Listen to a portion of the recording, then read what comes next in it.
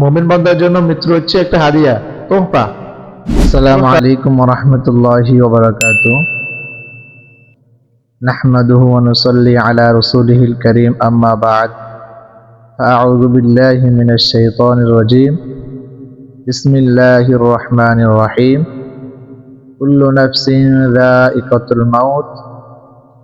ওয়া ক্বালা রাসূলুল্লাহি সাল্লাল্লাহু আলাইহি ওয়াসাল্লাম, তুহফাতুল মুমিনিল মাউত।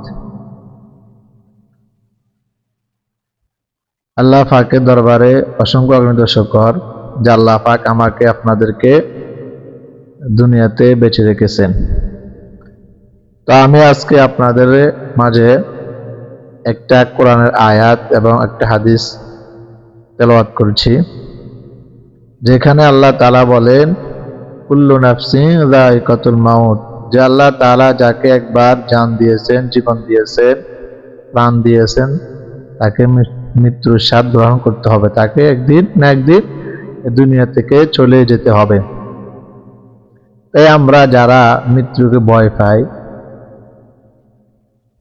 আসলে এটা বোকামি। মৃত্যু একদিন হবেই। লিকুল্লি উম্মাতিন আজাল, ফাইযা জা আজালুহুম লা ইস্তাখিরুনা সাআতান ওয়া লা ইস্তাকদিমুন। প্রত্যেকটা উম্মতকে আল্লাহ একটা সময় দিয়েছে, নির্দিষ্ট সময়। এরপর প্রত্যেকের মৃত্যু চলে আসবে। এখন আমাদের যে মৃত্যু হবে, এটা নিয়ে আসলে ভয়ের কিছু নেই, আফসোসের কিছু নেই। যে মৃত্যু হওয়ার পর আমাদের কি হবে সেটা নিয়ে ভাবা উচিত। যে আল্লাহ নবী হাদিসের মধ্যে বলেন, মুমিন বান্দা কেন মৃত্যুকে ভয় পাইবে? মানে মুমিন বান্দার জন্য মৃত্যু হচ্ছে একটা হাদিয়া, তোহফা, তুহফাতুল মুমিনিল মাউত। আমরা যারা মুমিন, প্রকৃত ঈমানদার, তাদের জন্য মৃত্যুটা হচ্ছে একটা হাদিয়া স্বরূপ। মানুষ হাদিয়া পেলে খুশি হয়, মানুষ উপহার পেলে খুশি হয়।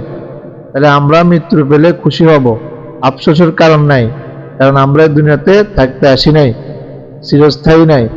আমাদেরকে আল্লাহ তাআলা কিছু সময়ের জন্য পাঠাইছেন, পরীক্ষা করার জন্য। লিয়াবলুয়াকুম আইয়ুকুম আহসানু আমালা। কি পরীক্ষা? যে আমরা কে কত ভালো আমল করতে পারি। এই কারণে আল্লাহ তাআলা আমাদেরকে দুনিয়াতে পাঠাইছেন। আমি আপনাদেরকে পরিশেষে একটা কথা বলবো, যে আমরা মৃত্যুকে ভয় পাবো না। দুনিয়া যে কোনো স্থানে থাকি না কেন, আইনামা তাকুনু ইউদরিকুমুল মাউত ওয়ালাউ কুনতুম ফি বুরুজিন মুশাইয়াদা। যে এমন একটা জায়গায় চলে গেছো তুমি যেখানে কেউ যেতে পারবে না। যদিও তুমি সাত আসমান জমিনের উপর উঠে যাও, জমির উপরে আসমানে উঠে যাও, সেখানে কেউ যেতে পারবে না তুমি ছাড়া। কিন্তু ওখানেও এক মৃত্যু তোমাকে ধরবে। মৃত্যু থেকে বাঁচার কোনো অপশন নাই। তা ভাইয়েরা, মৃত্যুকে ভয় না করি। মৃত্যুর পর কবরে কি হবে আমার, ওগুলা নিয়ে আমরা ভাবি, চিন্তা করি। আমরা আমল আখলাক চরিত্র ঠিক করি। আমাদের পরপারে যেতে হবে, মৃত্যু আমাদের হবেই একদিন। তাই আমরা আল্লাহ তাআলার সামনে কি নিয়ে দাঁড়াবো সেগুলো ভাববো।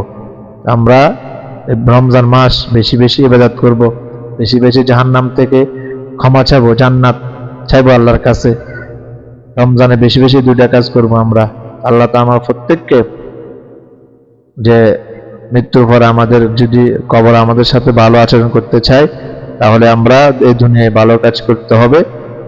আর যদি আপনি চান না আমার সাথে কবর খারাপ আচরণ করুক, তাহলে আপনি কি করবেন? আর আমি এগুলা আপনি ভাবে নেন। যদি চান আপনি কবর শান্তি পেতে, তাহলে আপনাকে আমল করতে হবে, 5 ওয়াক্ত নামাজ পড়তে হবে। আল্লাহ তাআলা আমাদের প্রত্যেককে দিন ঈমান ঠিক রেখে দুনিয়া থেকে যাওয়ার সেই তৌফিক দান করুক। আমিন। আসসালামু আলাইকুম ওয়া রাহমাতুল্লাহ।